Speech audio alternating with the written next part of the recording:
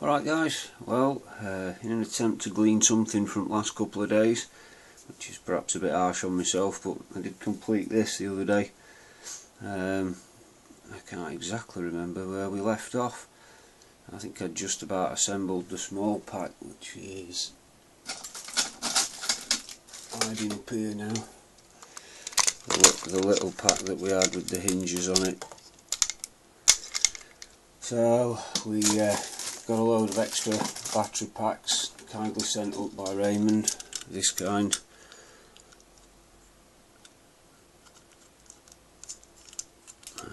Blossom, it says. So we built them into what you see before you, which is exactly the same as the smaller one, it's just twice as long. We've still got the milk bottle plastic hinges.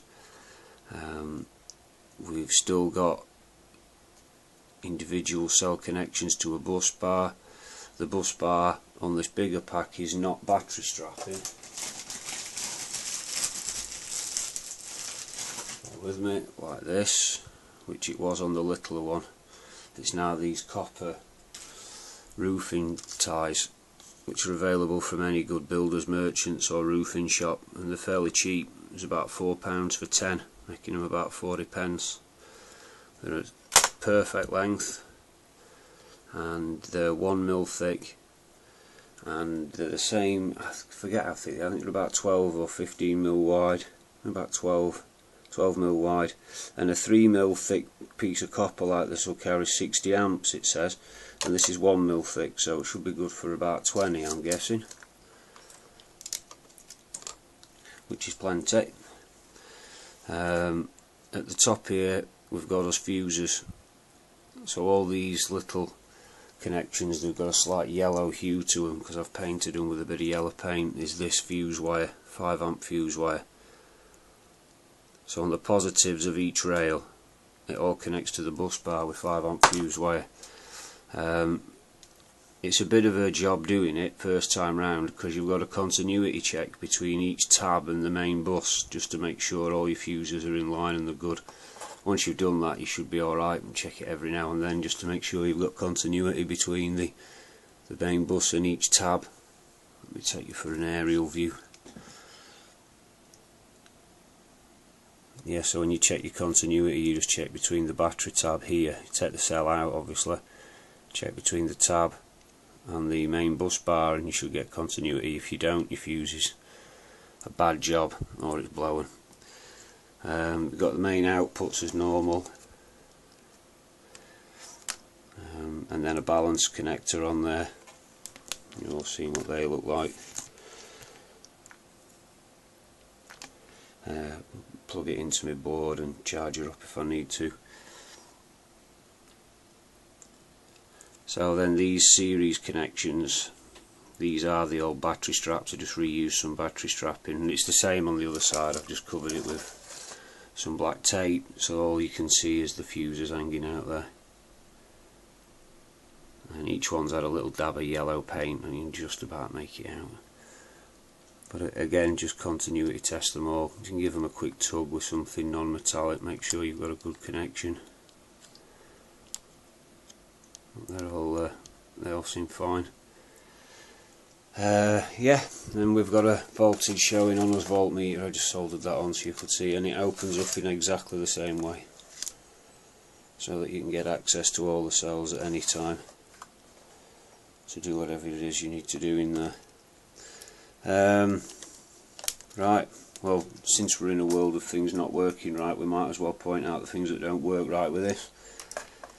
These plastic hinges are really good on a one tray construction, so you've just got 3 trays stacked one on top of each other. In that instance it's good. When you add this second tray, the weight of all the cells with the full tray just makes a mockery of these hinges. It would need to be properly cast as a part of the original plastics if it was going to be strong enough to hold this kind of weight. I'm not sure what I could put on there that would deal with that weight effectively. The copper bus bars are great. They were really easy to work with. They're highly recommended. I'll be using them again for things, and pretty cheap as well, and really easy to get hold of. They're everywhere. I'll just show them you again. And they just come in packs of 10 or 100. I think a pack of 100 were 38 quid, and a pack of 10's about £4.20 or something like that. The fuse wires are a good idea. It's a bit tricky getting it all in, but it works nicely. I've charged and discharged this pack at 6 amps, and it's been happy. I charged it at 8 amps rather, and I discharged it at 6 because that's the biggest thing I could set up, and everything was happy. Nothing got warm, so it seems to be working fine. You can pull each cell and measure them and so on, and you still maintain your voltage exactly like the other system we had. So you can see the voltmeter down there in the bottom corner. I can lift a cell and everything's good. There we go. So we still keep, everything's working just as, and it's surprisingly easy to get in and lift these cells. This is just a little piece of plastic.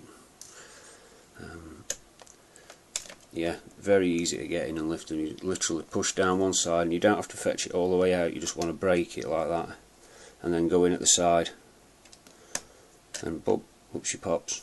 Easy peasy. No need for any screwdrivers or anything metal. You can just do it with a nice piece of plastic.